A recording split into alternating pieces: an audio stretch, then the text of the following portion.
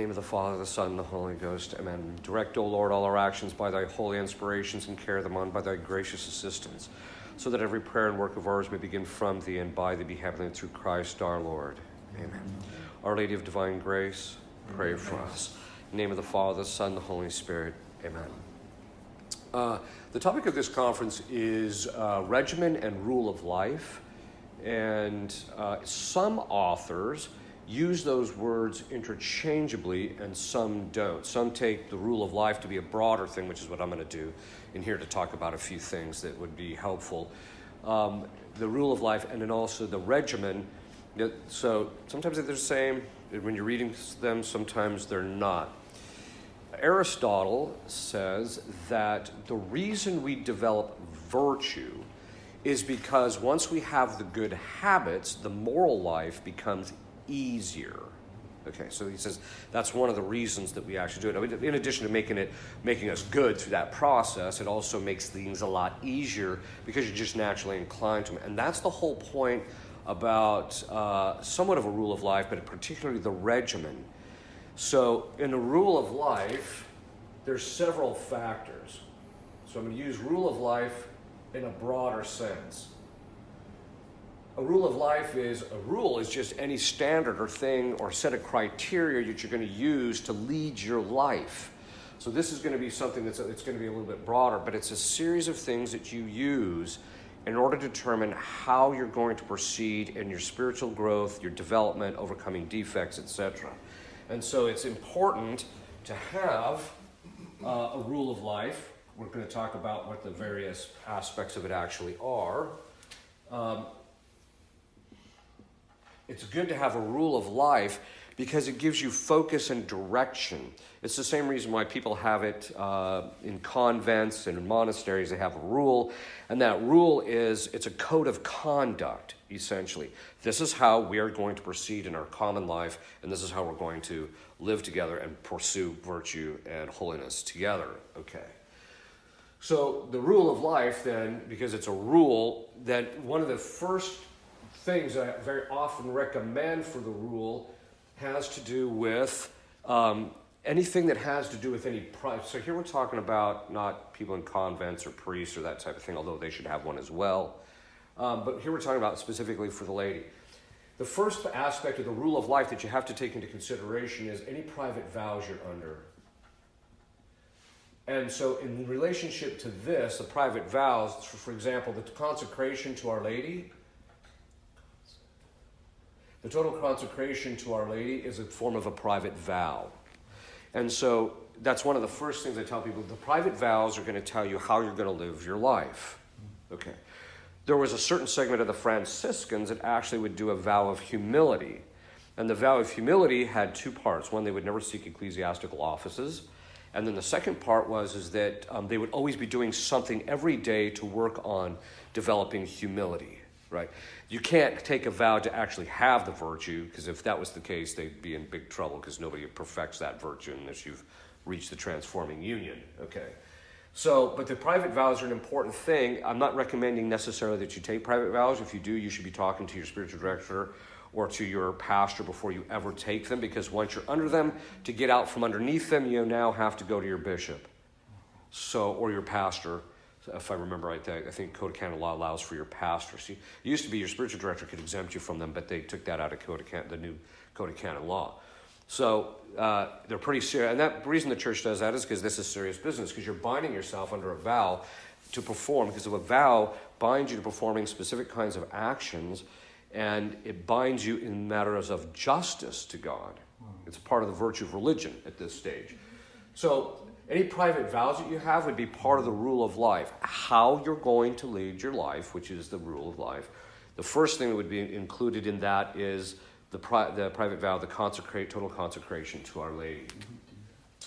The second has to do with regimen. Regimen. Is that right? Okay.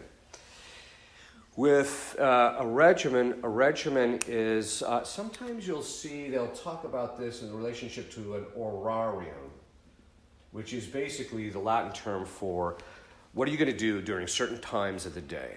Okay, now, As an exorcist, one of the things that we do is we develop this protocol. It's a 4-stage protocol, and you don't get to see me until you got to stage 4, which is not too many people. But the reason we staged it this way is because we were seeing too many people and we were detracting from the people we needed to see.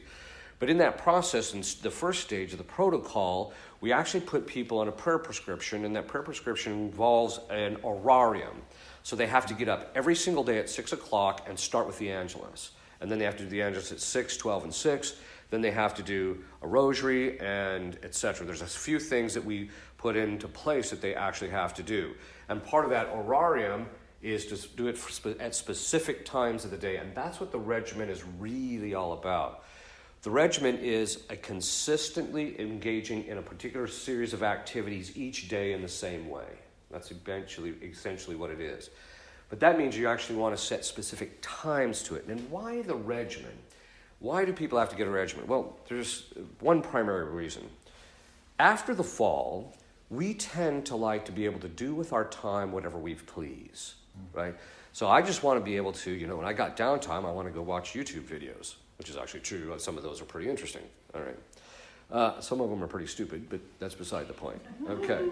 So actually, most of them are stupid. But the point being is that there's certain things that we just like to be able to do. So we don't want to tie up our free time very often, because if I do that, well, then I can't get to do what I want to do. And so I don't, and so one of the things that can really happen is there can be a very subtle form of self-will, which is really just a matter of self-placation. I just want to be able to do what I want to do when I want to do it. And that can actually happen if people don't have a set time of day each day that they're actually doing it. And so that leads to that what it really is if I want to do what I want to do when I want to do it, which is basically, usually that just means people want to feed their appetites. That's really what that usually means. And with a particular form of activity, usually what that means is that the person has basically dedicated their life to spiritual dissipation. Because they really don't want to do the ardor and the grind of becoming perfect, because that means you've got to give up even that little thing. That doesn't mean you don't take time for eutrapelia and things of that sort, but it just means that there's not time that you can't legitimately do what you want to do, but you should be committing yourself to a regimen in order to overcome the spiritual dissipation and get a consistency in your prayer life and in your spiritual reading and other things, which we're going to see here in a minute. So the regimen it's an horarium. It's at this time of day, I'm going to get up at 6. Every day, I'm going to get up at 6. Right, or whatever the case is, whichever you choose based upon your state in life, because this is all the regimen and the private vows. Actually, the whole rule of life has to be adjusted to your state in life. Because once in a while, you'll get people who, well, I've decided for my regimen, I'm going to go to bed at midnight and get up at 4 every day. Well, okay, certain people can do that. I've heard President Trump can do that, but most people can't do that. Right? Most people have to have a certain amount of sleep, and that's also another reason for the regimen. When we have consistent sleep, our prayer is more consistent. It's less distracted. Also, when we're getting regular sleep, it also means that our spiritual warfare is easier, because the demons will always pick at us when we're tired and weak, because they know that we're more easily preyed upon. And so going to bed at a specific time and getting up at a specific time every single day is very important. Then when you get up, there should be, when I get up, the first thing I'm going to do is make my morning offering, or whatever the case is. I'm going to make my morning offering. Then I'm going to spend the first 15 minutes, cleaning up. And then after that, then I'm going to set a certain amount of prayer each day, or what have you. And part of the reason for the regimen is developing the habit, getting up every morning at the same time, so that your day is very consistent, so that you develop the habits and it makes the spiritual life easier. That's what we all want. We want the spiritual life to be easy. Well, that means you have to fight to get to a certain level of it for it to be easy, and that comes through developing the habits. And that's why regimen is so key in having that regimen. So in the regimen, you should actually have when you get up, when you rise, and when you go to sleep. You should have a specific time every time that you're doing that. And part of this is also so that you don't just spend all sorts of hours at night doing stuff you're not supposed to be doing, or stuff that's just not beneficial to you spiritually, or that you could be getting sleep and being more productive later. Okay, so, and then second, it should have your prayer life. Every one of us has a certain set of prayer lives and this is part of your rule of life, is that I'm going to engage in a certain amount of prayer each day. And again, this should be adjusted based upon our state in life. So, every layman should really be saying the rosary. Every layman should be making their morning offering. I'm talking about the minimum, by the way. Making their morning offering or something similar to a morning offering, or doing something to start the day so that it's dedicated towards God. And then they should also, and if you're capable, getting to Mass, of course, but that's in addition to it. So we're still talking about the minimum. So you should be doing a rosary the morning. You should be doing something before you go to bed, especially an examination of conscience, doing Compline or something like that if you're so inclined. But then you should also be doing some meditation. And I usually recommend starting out with 15 minutes of meditation. That should be a bare minimum.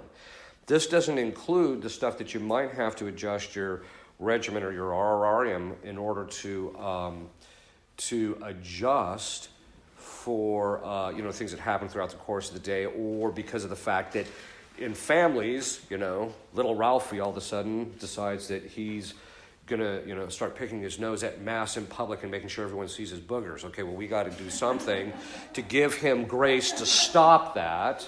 Okay, so this is something that people see this kind of a thing, because people's moral degeneracy is basically on that level. Okay, so the point being is that that your regimen should be adjusted, but the horarium is also important because it helps to foster so when you rise, your prayer life, and again, that includes those two things. That is the minimum, and then what you might need or what you need to grow.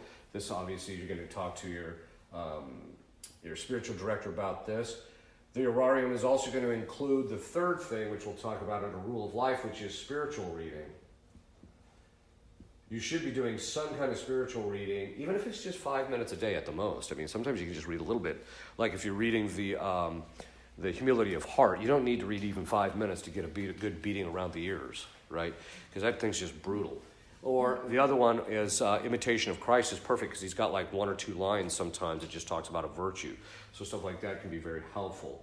So the spiritual reading, when you're going to do your spiritual reading, the horarium and the regimen is also about when you're going to do fulfill your duties according to your state in life, etc. So you should be plotting it out. It doesn't mean that from time to time you can't have downtime or that you go on vacation. This horarium might be adjusted a little bit, but you still want to make sure you get at least the minimum in, getting up at a certain time, etc. And even that can be a little bit fluid because it has to be based upon circumstances. But the reason for this regimen in the horarium is consistency. But the horarium part also deals with recollection. One of the dangers is that when people don't have a regimen or horarium of life where they're doing stuff at consistent times throughout the day, is a lot of people would say this: well, Father, I don't have much time, so I bulk all my prayers up in the morning, and then basically, I admit, I'm not thinking of God until I'm just about to go to bed. That's a problem. And the reason it's a problem is he kind of gets sequestered to certain times of the day, which, by the way, the fact that you're doing that is good, but not the sequestering part, but the actual doing the prayers is good, but you should really be doing it throughout the course of the day. And the reason for the recollection is because the recollection is the segue. The consistently thinking about God is the segue. You have to achieve the recollection if you're ever going to get beyond the third or fourth level of prayer, that is the prayer, effective prayer, or the prayer of simplicity. And the reason being is because in order to enter into mystical contemplation, you can't be neglecting God, but you can't reach the transforming union, which is a constant mystical contemplation of God while still fulfilling your duties. You can't do that without some prior habits, and that comes through recollection. So, can you reach the transforming union without a regimen? In theory, yes. Personally, I know nobody who's done it. Our Lady, we're not really sure about what her regimented life was like, but it's more than likely that she had some kind of horarium or something that she was keeping at regular intervals. But the recollection is to constantly be bringing ourselves back to God, remembering God. And even if that means, you may not be able to do it right on the hour, like at 10, 11, and at 12. You may not be able to stop for just a bit and do a little prayer. But you can at certain times when you're just walking from one location to another in the house or something, you can just say a little ejaculation to Our Lady, like Our Lady, I love you, or something like that. Just saying these little things, doing that helps the recollection, and it helps build that habit, the regimen of always keeping your focus on God, even when you're doing your duties of your state in life. Okay. So this is one of the reasons for the orarium, is to actually build the recollection. And so at certain times throughout the course of the day, just saying, well, look, every time I go from my patients, from one patient to another, I'll just make a short prayer to Our Lady, just saying something, or a short prayer to our Lord. It can be very short. Getting into the habit of that can help very much. This is really good. That particular aspect is really important when it comes to people who have a really busy life, because you don't have blocks of time in the middle of the day. I mean, we pray 3 to 4 hours a day, but that's because the first 3 hours in my morning is just taken up by God. There's nothing else that I'm doing. And after that, then it's basically still dealing with God, except I'm using God to beat demons up. And then after that, it's about another hour of prayer, and then I have some administration. But the point being is that I'm basically dealing with him all the time, but that's what everybody should be doing in different ways, and bringing God into the particular aspect of their spiritual life in relationship to the daily duties that they have. Okay. So the recollection, the orarium, it should be something that you actually sit down and write. This is what I'm going to do. This is what I'm going to get up. This is what I'm going to do it. And part of it is just to get that discipline yourself.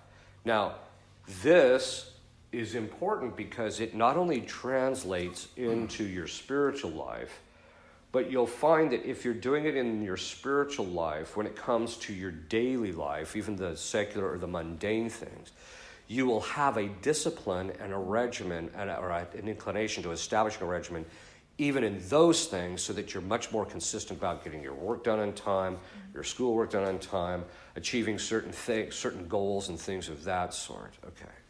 Which brings up the other part of the rule of life, is actually setting spiritual goals, which is ultimately holiness. But part of the rule of life, so spiritual reading, private vows, regimen, obviously the prayer life. What is your prayer life going to consist in? It should not be haphazard.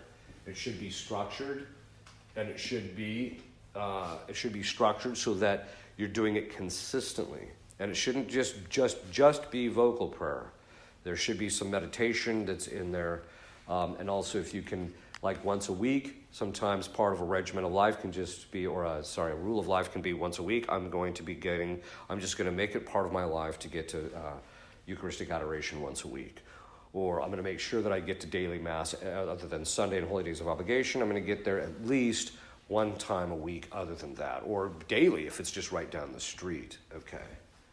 So the prayer life, the consistency in the prayer life, because that is the real issue that you see with most people. Most people, there's two reasons that their spiritual life advances and then it pans out. And the first reason is dissipation. They become worldly. They get distracted by worldly considerations. So it just flattens out and it might even go down. Okay. The second reason it plateaus out is because there's not a consistency in the prayer life. And they're not doing what they need to be doing in the prayer life in relationship to that. Now, that dissipation can also bring up the next thing in the rule of life, which is, what are you going to do to root out your defects? There should be specific defects. There should be a kind of a more systematic approach to rooting out your defects. It shouldn't just be, boy, I just lie chronically. Right? I got to do something about that. And then you're not paying any attention to it.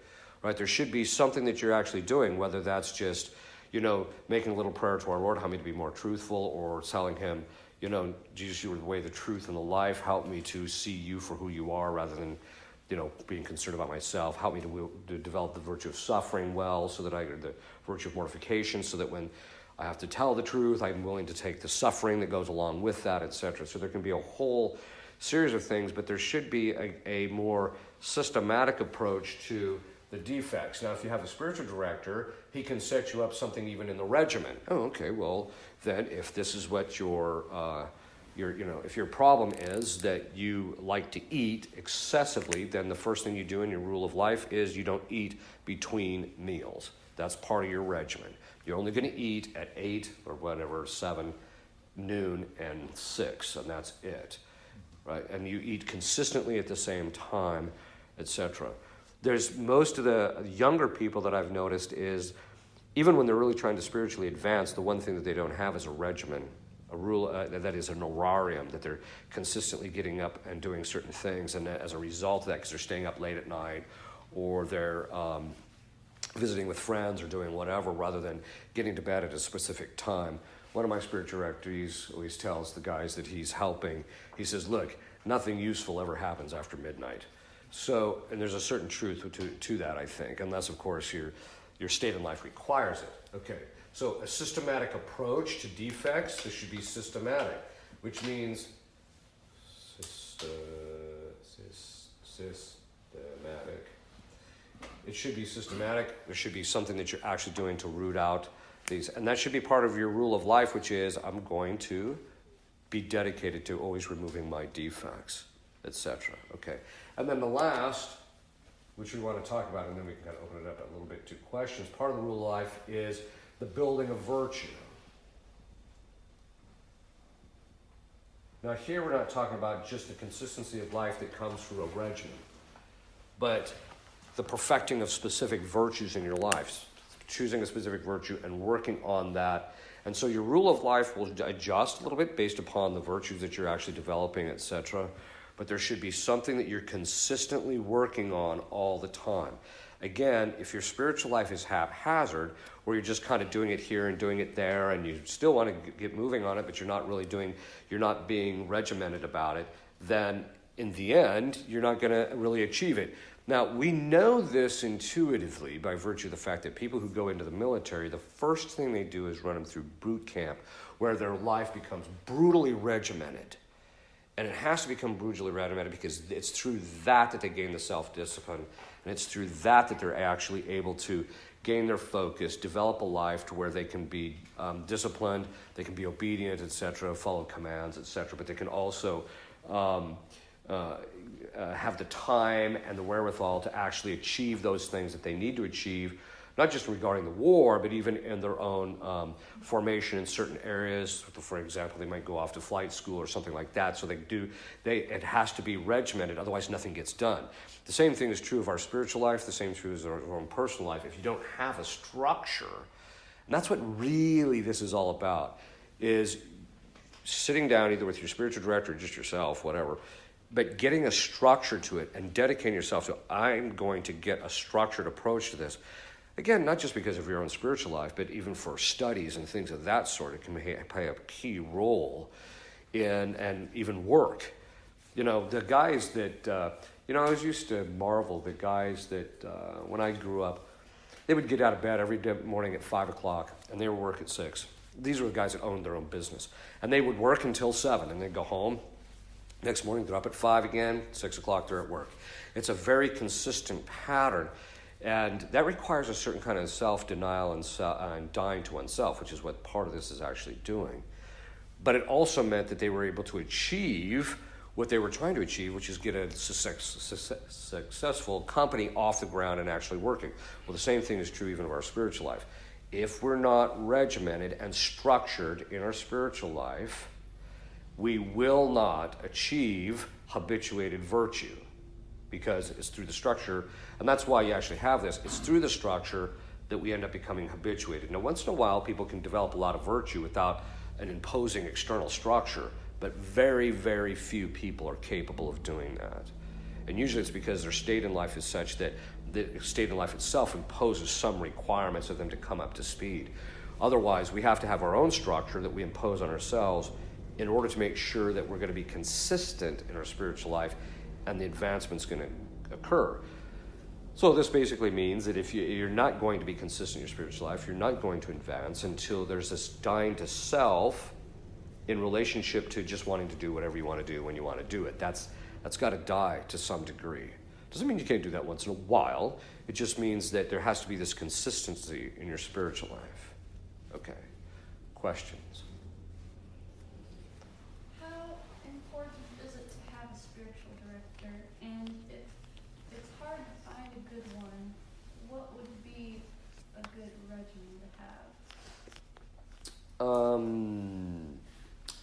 It's kind of interesting because if you talk to different priests, they'll say things like lay people don't ever need a spiritual director, which is completely false.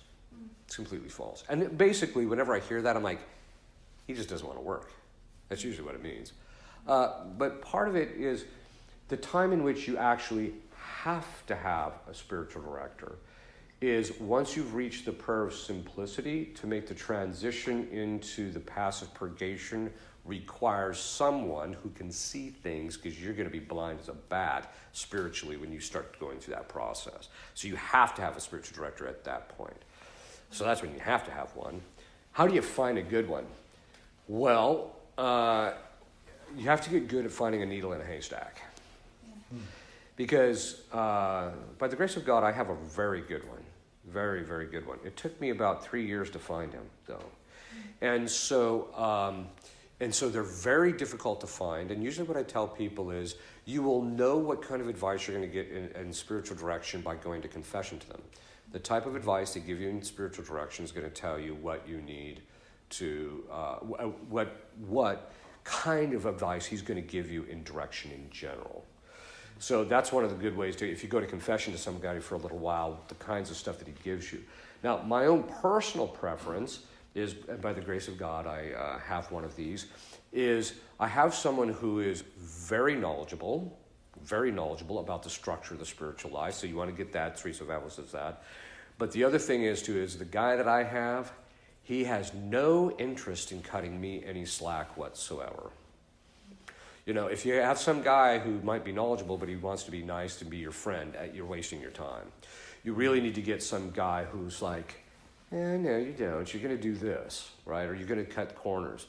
Or you're not going to cut the corners here. You're going to do this. So recently I told him I want to give this particular thing up for Lent, except when charity demands it. And he says, no, you don't. You just give it up. And you offer it to other people, but you yourself don't participate, and you just tell them and he says, because you're going to be too open to self-deception in regard to that particular thing. And I'm like, that makes sense. Yeah. So the point is, and so I'm like, okay, but that's why I chose the guy, right? Okay. So how to find one? You just have to look around and try and find somebody who's actually good in confession. It's going to be very difficult. Most people are not capable of finding it. In fact, there's only pockets where there's good spiritual directors. There's a few, throughout the country, but, I'm not knowledgeable in all the areas of the country to be able to say for a particular area other than a few that I do already know. So it's very difficult to actually find them. What was your last question, part of the question? Yes. What would be a good regimen for someone who is absolutely incapable of finding a spiritual director? Then usually what I would do is, as a general rule, I would say, okay, you need to pick a time that you got to get up every morning. And usually I tell people, be reasonable. Your body has a normal cycle. So if you say, Father, if I get up before 6 o'clock, I am just dead to the world for the rest of the day. Well, then don't get up before 6 o'clock. Get up at 6. So pick a particular time in which you're going to get up or go to bed, and a specific time in which you're going to get up, and a specific time you're going to go to bed. And establish that habit of doing that every single day. Then pick the times given your state in life, like if you work, okay, I'm going to get up at 6, clean up, and then I'm going to spend the next hour, depending on how far I have to drive to work, then the next hour doing my prayers and doing the things that I need to do, getting the structure of the prayer. And then at noon, after I get off, or when I get time off for work, or when I take a break at work, I'm going to just, even if it's just a couple of minutes, just saying something to our Lord. So in other words, you start establishing patterns. When I come home from work, the first thing I'm going to do is not head to the trough. That is to go get something to eat. I'm going to sit and pray for just a little bit. Then I'll go to the trough. All right. And the other one is setting a time, as I mentioned, going to bed at the same time every night, and then doing a set of prayers just before you go to bed. That's the basic one that you want to make sure you follow. Okay. Yes. What is the amount of experience or how long a priest has been a priest to choose a spiritual director? To choose him as a director, you mean? Yeah. Historically, it ebbed and flowed. It used to be that a priest could not hear the confessions of women until he had been ordained for 5 years. And then he couldn't hear the confessions of nuns until he'd been ordained for like 10 or 15 or something like that. Which actually, having been a priest for 20-some years, I can realize there's a certain prudence in that. And part of that is because a guy's got to get his feet on the ground for a while before he starts doing those particular things. But I'm not talking just about women, but my point being is that historically, priests did not take spiritual directees until they had been ordained, in some cases, for 25 years. They pushed it off that late. And they would and so before then they wouldn't do it. So it ebbed and flowed. And the point being is I would not choose somebody to be a spiritual director of mine unless they had been ordained personally for 10 years. Would that be any at all for confession? No, not necessarily. I think for confession I would find somebody who's just a good confessor. So, and sometimes if you can't get a good spiritual director, or if the priest is not willing to do direction, then pick a confessor that you consistently go to every week or 2 weeks or however often you're going to confession. Go to him. Always go back to him, because over the course of time, he's going to get to know you, and then he's going to start holding your feet a little bit more to the fire. Yes? I've had some experience with some people in different circles of Catholicism where they'll say something like, "This woman is my spiritual director." And I'm wondering what your thoughts are on that. There is a problem with that. It's one thing if from time to time you just say, "Hey, what do you think of this?" That's one thing. It's another one if you're actually placing yourself under that individual, and the reason being is because they don't have the grace of state in life. A priest has a grace of state, which helps him, which through that grace of state, God gives him the graces to actually direct you better. That's why historically it was always forbidden. Mm-hmm. Yeah. And it also seems like he has, as a priest, a natural authority over you. Correct. So. As priest, yeah. Yeah. Yeah, and that's actually one of the reasons why I don't, well, first of all, they were having women be spiritual directors to seminarians, and the Vatican came out and said no more of that. Some of them still continue doing it, but they shouldn't have done that. But and once in a while, I even hear a priest, "Oh, well, Miss So and So is my spiritual director," or "Sister Bessie Sue is my spiritual director." I'm like, huh? So, and so I tell people, I tell priests, that's not a good idea. And inevitably, there's two dynamics I tend to see is that the person being directed doesn't have a clue about what's really going on, really. They don't see the necessity of having a priest. The other thing I have found is that the people that like when women give direction, what I have found is that when you sit and talk to them, "Oh yeah, I'm so-and-so spiritual, da da da da da da," and they'll come to ask me for advice. You can tell they know absolutely zero about the authentic structure of the spiritual life and how it works. They know zero. And so there's always this kind of conflated view they have of themselves, because they might have at one point told somebody, "Maybe you should try this," and then it worked out, and then all of a sudden, "Would you be my director?" And okay. And so by the time it's all said and done with, this person's absolutely clueless about how this stuff really works, and so it's literally a case of the blind leading the blind. So there's a kind of a subtle spiritual pride I've found in every single one of those people that do that. And this was actually one of the criticisms that actually is leveled against, I'm not going to mention which one it is, but there's a particular society in the church that has lay people giving direction to priests and that type of thing on a regular basis, and that's just a form of laicism. So, yes. The talks on Sensus Fidelium, I give a lot of help in different areas. If I don't have, I do have, I'm usually reading and listening to that. Does that help as far as when you say spiritual reading, maybe spiritual listening too? Yeah, I think you can legitimately do that. Yeah. Yeah, I think so. The main thing that spiritual reading supplies is it supplies the material for reflection and for your formation, so you know where to go in your spiritual life. So if you're getting it from that means, that's good. So, although there's certain saints that you should, at some point, you should be reading, right? So, yeah. So the idea of private vows, so you make a vow to do a certain thing, and you don't keep up with it, you don't follow through with it. What's the consequence of that? It depends on the binding force of the vow. So if the binding force is that you bind yourself to venial sin if you fail to do this, then it's venially sinful. Otherwise, it's grave matter, because it's a violation of justice to God. So if you make a vow then, but over time you say, well, I see that I need to change that to, say, a different direction with my personal vow. Yeah, it's called commutation. In order to commute a vow to something else, you have to have the permission of your pastor or of the bishop. So you need to be very thoughtful about what you're going to make a vow. Well, usually what I'll do with vows with people is with the exception of the total consecration to Our Lady, usually what I will do is I will tell people, if I think that they can do the vow, I'll say, make a temporary private vow for 1 year. We'll see how it goes. And if at the end of that year you realize, oh yeah, this person can go the distance, then you can let them make it more permanent. So I usually, and sometimes too, is the vow can also be conditional. I'll do this as long as this occurs, then after that, then I'm going to switch it to this, or I'm going to stop doing it. So you can do that too. It can be a conditional vow. It doesn't have to be an absolute. Yes? Then would a private vow be something that you do solemnly, like in a ceremony or in front of somebody? It should normally be done in front of a priest, which is usually done in front of a tabernacle, normally.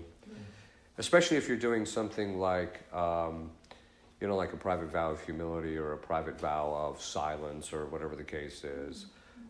It should be done somewhat solemnly. I mean, it's not going to be done in public, but it should be done somewhat solemnly. What would be, would it be a vow if you make a promise, like this Benedictine oblate or something like that? Is that considered a vow? Or It is. Yeah. It's basically a private vow. Okay. So, someone else had a... Yeah, I think she kind of answered. I just wanted some examples of private vows so I understood it better, other than consecration to Our Lady. Yeah. Humility and... Yeah, some of I can just give you some examples of people that have private vows of chastity, of like women who are past childbearing years and their husbands died or whatever the case is. They'll actually make a private vow of chastity. I've seen that fairly commonly. I've also seen private vows in relationship to people who, a private vow never to be idle. Private vow, which is not, I don't recommend that one too much because that's hard to do, right? And in fact, it was only a priest that I knew of that was actually able to pull that one off. And he was he's literally lying in bed in a hospital with an IV and he's like doing work on the side, right? So I mean, and so you have to, and part of it, the priest needs to make sure this is something that you can actually achieve. So chastity is one of the most common ones. And it can be for a time, right? It doesn't have to be permanent.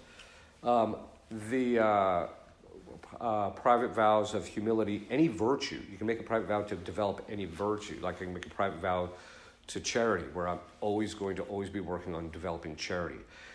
What I usually recommend to people is not to make the vow binding gravely, because then you're just setting yourself up for some trouble. So... but you should be working on your vow somewhat regularly, set it up so that it's more of a positive thing. I'm going to do these things to develop this rather than necessarily to avoid X. I usually will recommend stuff like that. Sometimes people will take vows of fasting or abstinence. I'm going to permanently stay away from X, because they really like it. They can still moderate, but they decide I'm going to just stay away from it for whatever reasons. That's not too common, though. But the most common private vows are things, as I mentioned, chastity, but the consecration to Our Lady, things like that. Because the consecration is essentially a vow. So, yes. Yeah, one of the things I found, probably one of the biggest barriers to following that is you get into this priorities, like something happens, Yes. Like, for instance, let's say someone needs help, so you think it's this charitable thing, and you go do it, and all of a sudden you're, off and you're, or... Yes. Or, know, I just have to really be careful. The other thing is just normal things, like if we live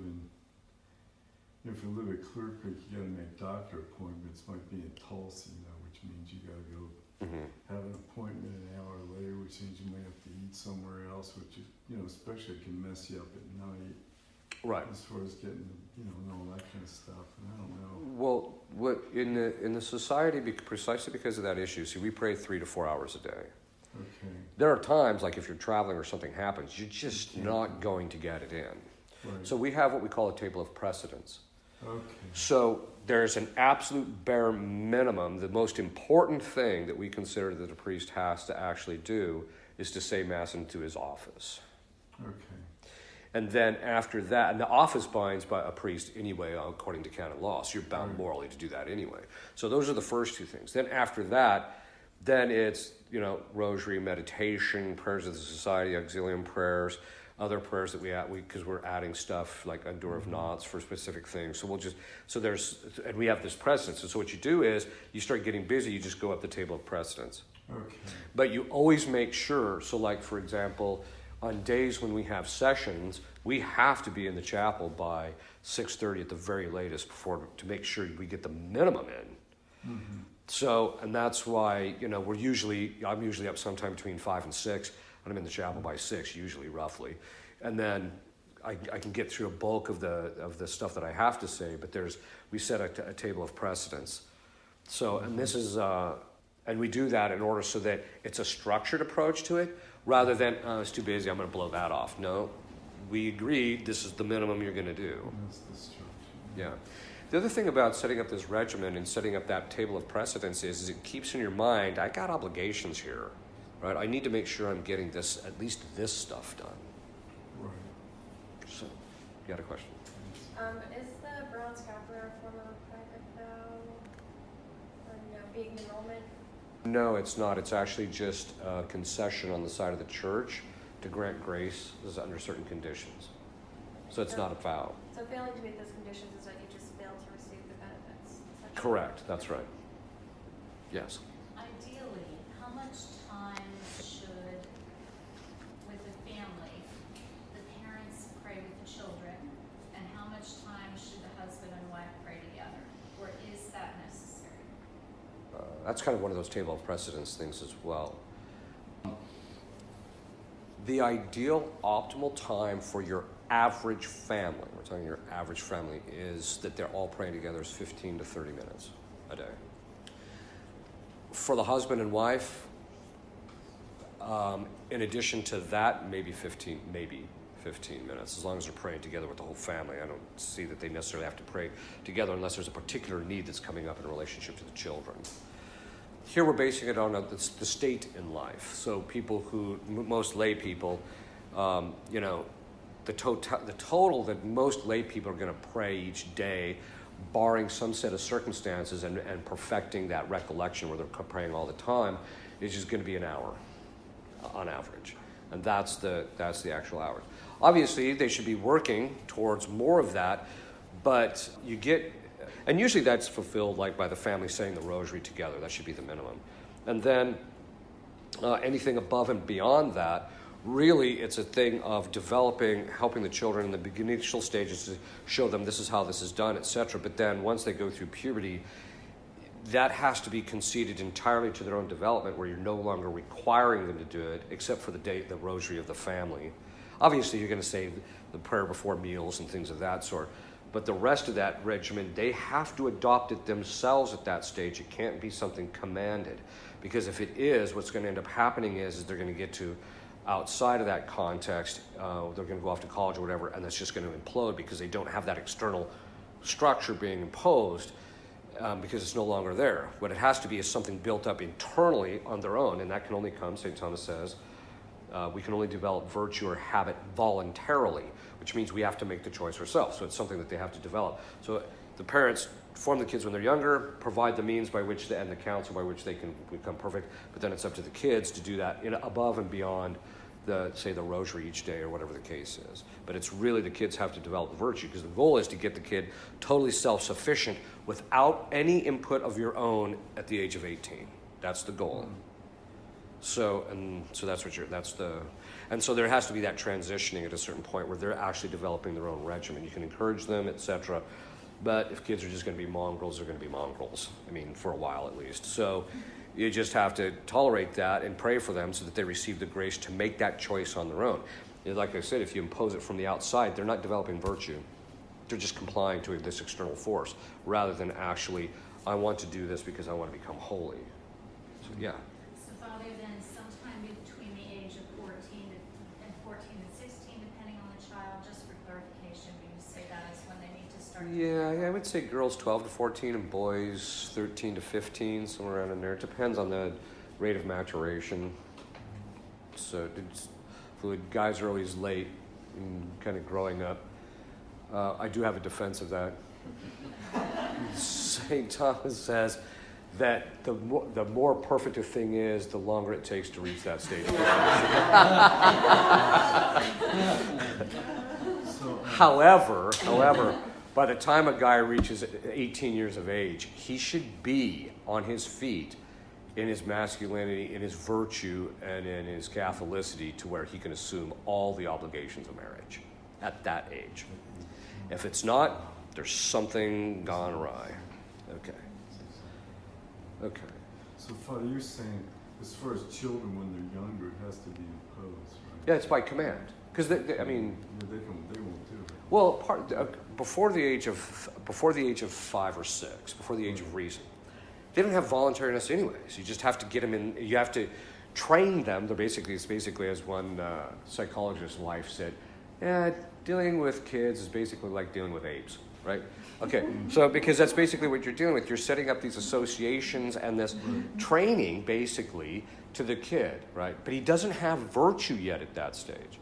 Once he goes through, enters into the age of reason where he can start committing sin, which is basically, 5, actually in some cases 4, but somewhere between 5 and 7, it's in that stage that the kids can actually make there's a voluntariness because he can start making choices, true choices, not just the kid who wants to tell you no and run off, right? So we're talking about someone who's actually making the choice. If they can begin the initial stages of developing virtue in that stage. But they need the external structure because they don't have enough intellectually to be able to. So they need that imposed external structure, right.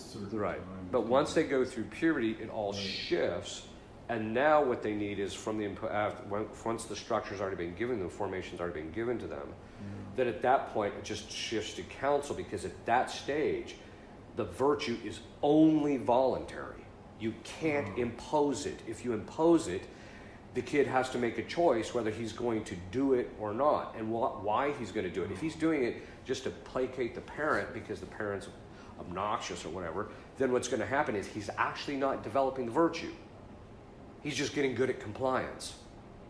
That's exactly what's. So that's why at that stage it has to really be one of counsel and encouragement to get them to develop those things on their own. So that would be what age would you start? You're saying puberty. After they get past puberty, yeah. So fair enough. So if they're not, you're saying it has to be voluntary before puberty for a little. No, there's some voluntariness. Some voluntary. But it's not. They don't have enough intellectual wherewithal to be able to know what the structure should be. Right. It's afterwards. So it's really got to be in place all along. Right. Well, that's why the Jesuits used to say, "Give me a child until they're 12, and you can have them the rest of their life."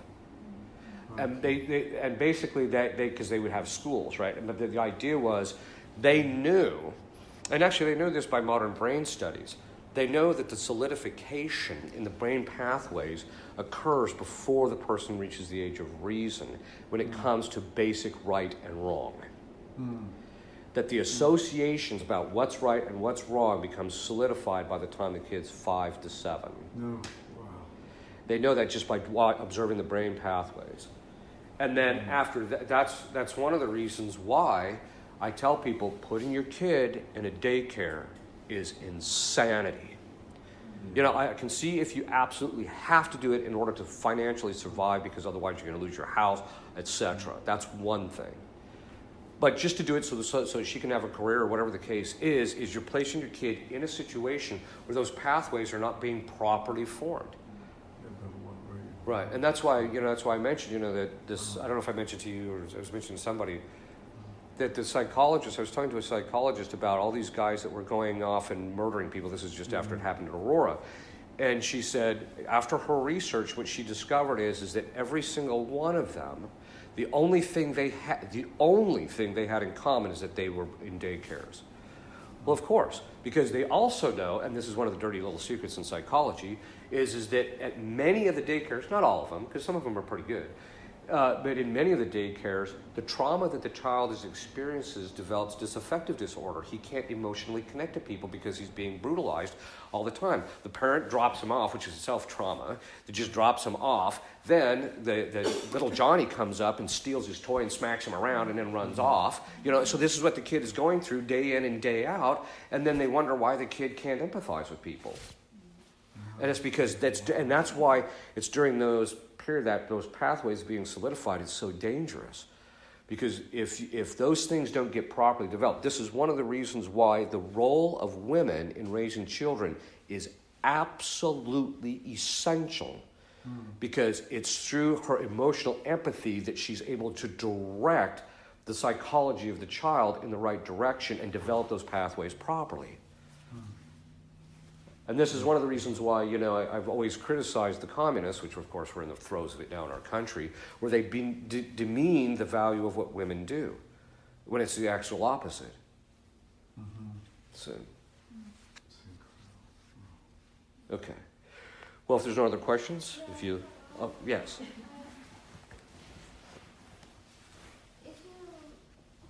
it possible to make a vow without, do you have to have the intention of making a vow? You do, yeah. Okay. Yeah, it has to be fully voluntary. And by that in the sense of, okay, I'm going to make a vow of X. It's one thing if you can kind of have, which is, okay, so making a vow means you're binding yourself to God through a promise to do something, right? But we can commit ourselves just intellectually or even volitionally. I'm always going to do X, but you're not committing yourself to God through that process necessarily, if that makes sense. So So is baptism a vow? The vows are made for you, so you're stuck with them.